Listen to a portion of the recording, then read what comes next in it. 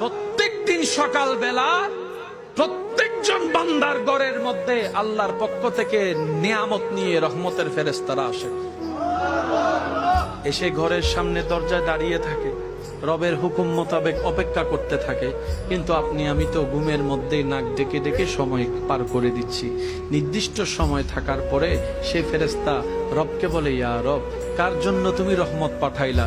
সে তো রহমত নিতে আগ্রহ দেখাচ্ছে না। কার জন্য তুমি দয়া করে নিয়ামত পাঠালা? সে তো নিয়ামত নিতেও রাজি না। ঘরের দরজাটা পর্যন্ত খুলতেছে না, ঘরের দরজা পর্যন্ত খুলছে না। সে লাপের মধ্যে শুয়ে আছে, সে এরকম বিছনায় শুয়ে আছে। আজানটা দিয়ে তাকে তুমি স্মরণ করে দিয়েছো, সে ভুলে যাবে বলে, তারপরেও সে আসতেছে না। রব বলে যে একটু অপেক্ষা কর, আমার বান্দা হয়তো আসতে পারে, একটু অপেক্ষা কর, আমার বান্দা হয়তো আসতে পারে। ফেরেশতা দাঁড়িয়ে থাকে, আসার তো কোনো খবর নেই। নির্দিষ্ট সীমা পার হওয়ার পর ফেরেশতা বলে, আল্লাহ, এই নিয়ামত রহমত নিয়ে আমি এখন কি করব? রব বলে যে আমার বান্দা যেহেতু নেই নাই, এগুলাকে জঙ্গলের মধ্যে পাহাড়ের মধ্যে রেখে দে, জঙ্গলের মধ্যে পাহাড়ের মধ্যে ছড়িয়ে দে। সেই কারণে জঙ্গলে পাহাড়ে দেখবেন কোনো মানুষ ছাড়াই গাছেরও অভাব নাই, ফলেরও অভাব নাই, যত্নকারী কেউ নাই, কিন্তু ফল ফলাদির কোনো অভাব নাই।